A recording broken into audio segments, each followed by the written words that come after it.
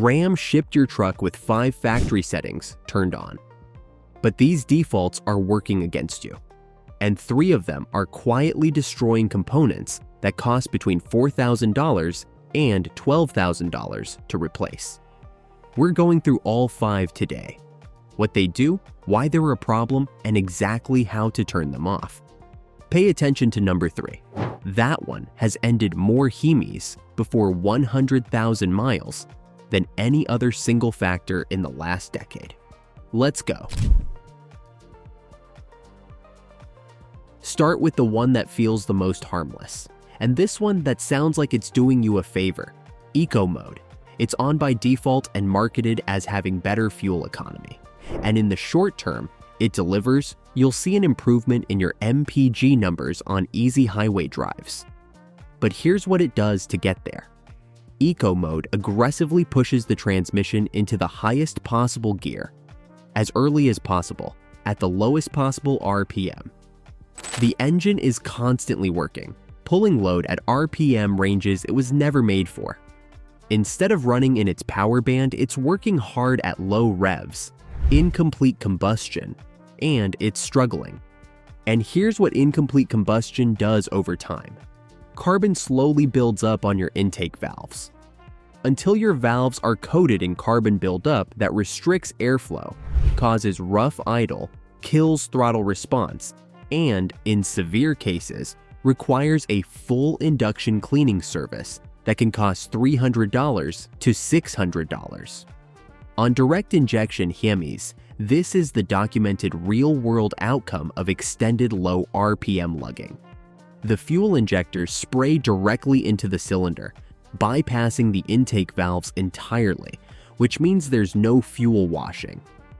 Those valves clean the way port injection does, so turn it off today because the fuel savings are marginal at best. We're talking maybe 0.5 to 1 miles per gallon in ideal conditions. But the long-term damage to your intake system isn't small at all. The button is on your center console. Press it once and the Eco light goes off. Do this every single time you start the truck, or find a dealer-level tune that disables it permanently. This one's different, because this is a setting most Ram owners are doing backwards. Most people think tow or haul mode is for towing only. Switch it on when the trailer's attached, flip it off when you're running empty. That's the logic. But that logic is slowly killing your transmission. Here's what tow or haul mode actually does. It raises the shift points, tells the transmission to hold gears longer before upshifting, and reduces the constant hunting, which is that annoying back and forth between gears the transmission does when it's trying to find the perfect ratio on rolling terrain. Without tow or haul engaged during normal driving, your transmission is constantly shifting, and every unnecessary shift event generates heat and friction on the clutch packs, which causes wear. And a transmission that shifts 40% more than necessary arrives at 80,000 miles more worn than one that was managed correctly. The Ram 8-speed automatic is a strong transmission, but it is not invincible. Tow or haul is not a towing-only feature. It's a transmission management tool. Use it daily and give the 8-speed a reason to relax, and it will last you 200,000 miles. This is the setting people get backwards most often. The one that's supposed to be on, that most owners leave off. Stop what you're doing if you have a 5.7 liter or 6.4 liter Hemi. This section is the most important thing you'll watch today. Here's what it does on paper. At highway cruise speeds and light loads, the system deactivates 4 of your 8 cylinders. The truck runs on 4 cylinders, burns less fuel, and improves efficiency. Sounds smart, but here's what's actually happening inside your engine. When MDS deactivates a cylinder, the lifters in that cylinder go into a collapsed state, and they stop moving. And while they're collapsed, they're not getting full oil flow. The system was designed around the idea that these transitions happen quickly, and the lifters are back in action before oil starvation becomes an issue. In theory. But in practice, Ram Hemi owners have documented catastrophic lifter failures directly linked to MDS cycling. The collapsed lifters develop flat spots. The camshaft lobes that connect to them wear abnormally, and when a lifter fails in a Hemi, it doesn't fail quietly. Metal fragments from the failed lifter travel through the oiling system. Cam lobes get wiped. In severe cases, the damage is so extensive that the engine needs to come out. Price range for a Hemi lifter and cam replacement can range around $4,000 to $8,000 depending on how far the damage spreads. Some owners have paid more. In fact, Ram issued a technical service bulletin on this, and yet MDS still ships active on every new Hemi. Here's how to disable it. Option 1 is the shifter method. With the truck in drive, tap the gear selector left into manual mode and drop down one gear. This forces the transmission out of the RPM range, where MDS activates. It works, but it's not a set and forget solution. You're doing it manually every drive. Option 2 is the range technology device. This is the clean fix, the range technology. AFM or DFM disabler is a small dongle that plugs into your OBD2 port under the dash. Takes about 30 seconds to install. It permanently disables MDS without affecting anything else. It's around $70 to $100 depending on where you buy it. You just plug it in and forget it exists.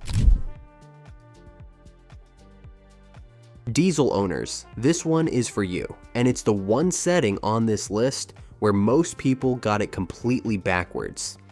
You've probably seen advice online telling you to turn off the exhaust brake to save wear on the system.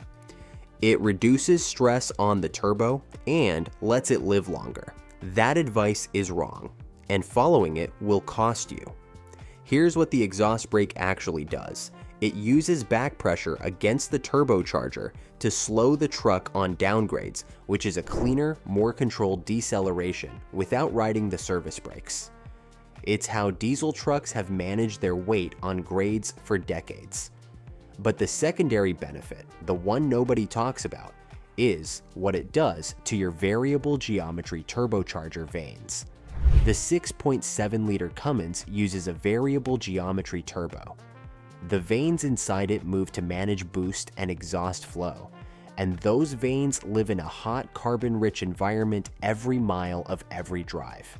When the exhaust brake cycles regularly, those vanes are constantly moving. The carbon that tries to accumulate on them gets knocked loose before it can solidify into a deposit that freezes the vanes in place. Turn the exhaust brake off, and those vanes stop moving freely. Carbon builds and the deposits harden. And one day, you try to accelerate, and your turbo doesn't spool the way it used to. For stuck VGT vanes, the repair starts at $2,500. Some shops charge more. Some recommend full turbo replacement. For diesel owners, the exhaust brake should be on. Not just when towing. Let it do its job. Let it exercise the components it was designed to protect. The people who told you to turn it off are giving you advice that costs you a turbo. And here it is, the one that makes Ram owners the angriest once they understand it. Every time you roll to a red light, the engine shuts off. Every time you release the brake, it fires back up. It's seamless, quiet, and efficient. But here's the engineering reality. A typical combustion engine is designed to handle a finite number of start cycles over its lifespan. The starter motor, flywheel ring gear, and starter solenoid are all wear components engineered around a reasonable number of starts per year, maybe 3,000 to 5,000 full start cycles annually for a normal driver. Every time auto start stop fires the engine back up, there is a brief moment where the engine is turning before oil pressure fully rebuilds. The oil pump is spinning up, pressure is climbing, And in that window, the main bearings, the rod bearings, the cam bearings are running on residual oil film with no active pressurized supply. Ram does equip auto start-stop vehicles with an upgraded starter and a battery designed for higher cycle counts. It's not like they ignored the problem entirely. The button to disable it is on the center console. Press it every time you start the truck. The system re-enables itself every ignition cycle, which is the second thing that makes owners angry. You can't turn it off permanently through the menu. Ram designed it to default back on. The permanent fix is an auto start-stop eliminator module.